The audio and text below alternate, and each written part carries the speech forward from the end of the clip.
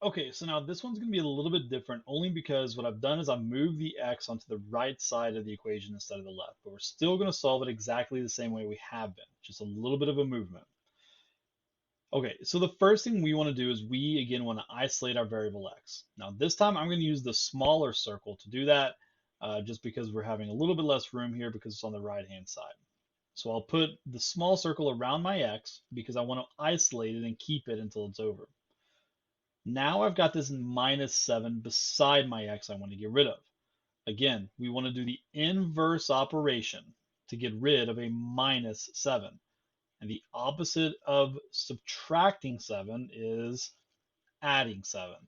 So I'm going to drag my plus over, and I'll drag my 7 over, and I'll say +7. And this is going to get rid of my -7, so it's gone now. Because -7 and +7 cancel each other out, they're inverse of one another, and it equals out to 0. Now, remember, if you add 7 on the right-hand side, you also have to add 7 to the left-hand side as well to balance it out. So I'm going to bring over my plus, and I'll bring over another 7. So now I have 4 plus 7 on the left-hand side. 4 plus 7 gives me 11.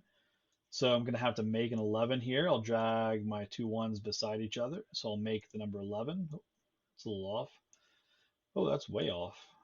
We're not going for, I guess, looks here, but we'll say it's close enough. So there's my number 11.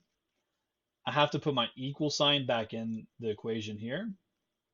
And then the next thing I'm going to look at is the x. The x is all by itself, so I can just drag the x down here by itself and say x equals 11, and there is my solved equation. X equals 11.